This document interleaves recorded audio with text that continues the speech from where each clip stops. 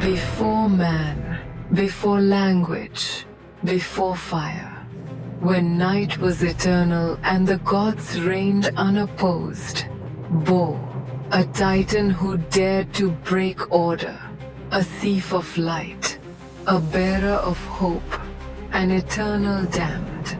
His name was...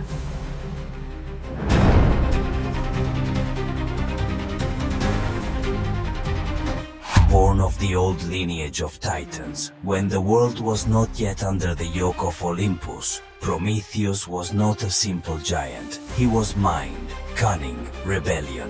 Unlike his colossal brethren, he sought not brute strength or glory in battle, but an understanding of the universe.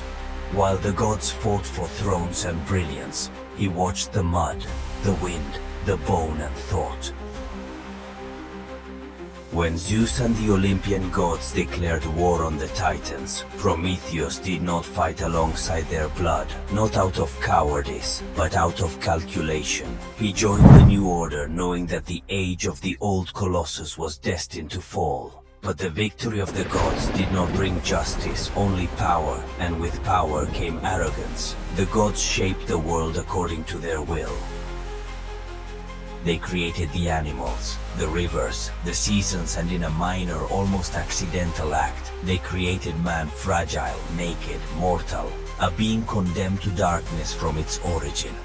It was then that Prometheus saw something else in that weak, imperfect being. Without claws or fangs, he saw forbidden potential. He saw freedom, he saw destiny, he saw a spark, and he swore to protect it. But Zeus, the father of heaven, did not share that vision. To him, men were just pawns on his board, beings to be feared, obeyed, and lived justly. No power, no fire was to belong to them.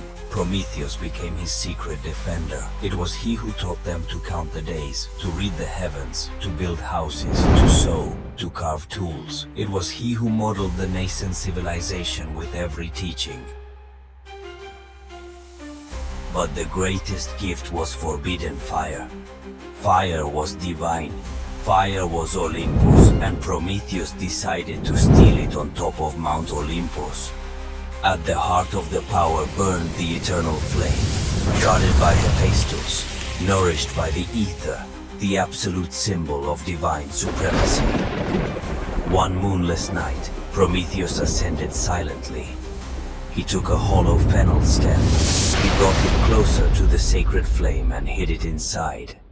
Fire came down from the sky and the world changed forever. The caves lit up, the beasts retreated, the meat cooked, the fear dissipated.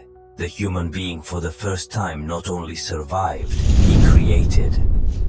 Fire wasn't just flame, it was power, it was consciousness. It was the only thing that separated the beast from the human being. On Olympus, fire was more than a tool. It was the tangible manifestation of the divine, representing the gods' control over creation, and in human hands became an existential threat to that order. Prometheus, by stealing fire, not only committed a crime against Zeus, but violated the very hierarchical structure of the universe. A titan, a creature of the chaos before, had granted mortals a spark of eternity. That fire was not just heat or light, it was a symbol of progress, of will, of autonomy. With it, men didn't need to pray, they didn't need to worship. They could dominate their environment, build civilization, and eventually question the gods themselves. Fire is the beginning of the mind. And mind is the beginning of challenge. With fire came thought, and with thought danger. Prometheus saw in humans a reflection of a report of the divine potential. But not that tyrannical divine of Zeus, but one, distinct, creative, free, tragic and luminous. A power capable of building cities, writing poems, formulating laws, and also destroying itself in the attempt. And that gift, that fire, was what Zeus never forgave, because Zeus did not fear the weak man, he feared the conscious man. Zeus was not a monster, he was order incarnate, but that order stood on obedience and everything it threatened. Their balance had to be destroyed. Prometheus had betrayed not only a rule, but the principle that founded his power, that everything must have its place.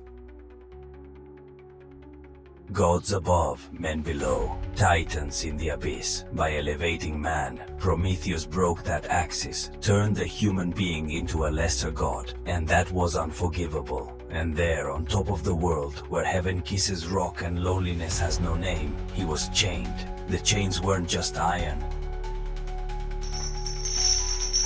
They were forged by Hephaestus with sacred fire, combining celestial bronze and divine curses. Every link was a sentence, every knot a humiliation. The rock to which he was bound became the altar of eternal torment, and the eagle, imperial bird, symbol of Zeus, was the perfect executioner. Impassive, cyclic, obedient. Every day he descended, tore his flesh, sank his beak into his liver.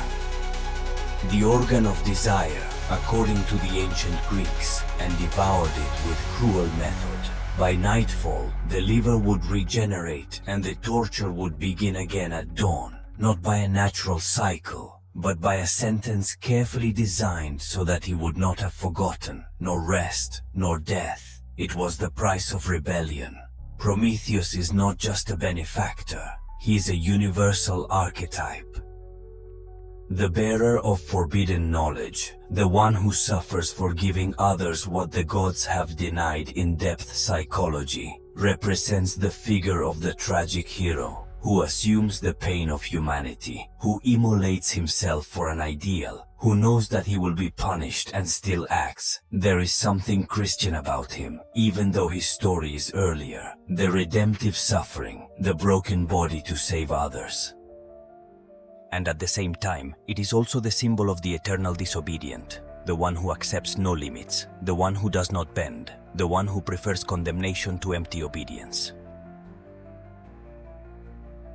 Not all condemnation falls on the guilty. Sometimes punishment falls on the whole world. Prometheus means the one who thinks first. Epimetheus, his brother, the one who thinks later. Both titans, children of the same origin but of opposite natures, where Prometheus was foresight, vision, clarity. Epimetheus was impulse, carelessness, clumsiness. And it was to him that the gods gave Pandora, not Prometheus. He rejected her, distrustful of the gifts of Olympus, because he knew that the gods do not give without charging something more valuable in return. But Epimetheus, bewitched by Pandora's beauty, accepted it without question, and with it also accepted the sealed jar that contained all the evils of the world. When Pandora opened it, not out of malice, but out of curiosity, the world changed. Beauty was the mask, punishment was inside. Pandora was not created as a blessing, she was designed by the gods as a perfect trap. Beautiful like Aphrodite, intelligent like Athena, melodious like the Muses, persuasive like Hermes. But inside his jar there were no gifts but punishments. When he opened it, disease, old age, envy, lies, hunger, war, all the evils that human beings did not know until that moment escaped.